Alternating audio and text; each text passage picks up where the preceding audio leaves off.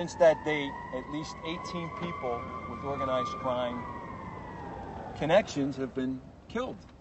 And people now see that these gentle, nice guy number writers are not as nice and as gentle as everybody thought. They're vicious, they're animals, they'll kill at the drop of a dime. Police say a killer posing as a flower delivery man knocked on the door of John McCullough's home about 6:30 tonight. He brought in one package of poinsettias. When he returned, he had a gun, and police say he opened fire. The 60-year-old union leader lay on the kitchen floor. Police tried to calm his wife, Audrey, who was standing just a few feet away when her husband was shot.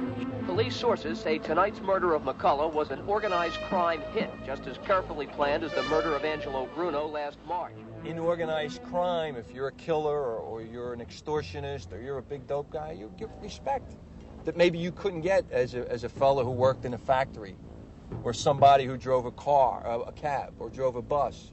Philip Chicken Man Testa, the alleged boss of Philadelphia's underworld, died when a bomb, possibly set off by remote control, exploded in the doorway of his South Philadelphia home.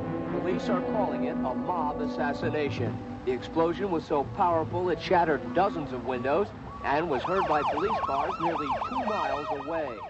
I've seen people that I went to school with who were the quietest, mildest, most intelligent people that you would go to school with, and 20 years later you see them now, they're involved in some type of organized crime, whether they're involved in bookmaking, loan sharking. They live fast, they live big, they drive big cars, always have a lot of money in their pocket. And it's part of that mentality that allows organized crime to exist. Police responding to the call immediately recognized the victim of the shooting, 49-year-old Frank Chicky Narducci. Narducci, who had been arrested 55 times, was regarded as a top man in illegal gambling in Philadelphia.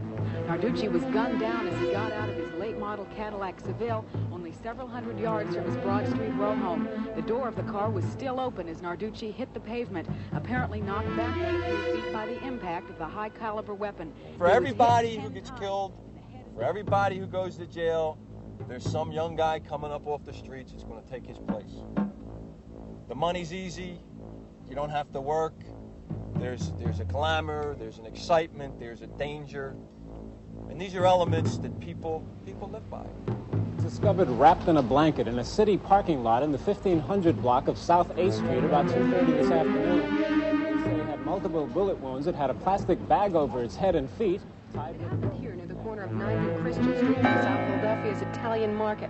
The 26-year-old Testa was sitting outside this home with friends when he was hit by a shotgun blast fired from a passing car. Zindone's body was found in a driveway behind the Murphy's 5 and Dime at 20th and Oregon. At 1:20 this morning, a routine police patrol spotted the man who was number 3 after Angelo Bruno in Philadelphia organized crime.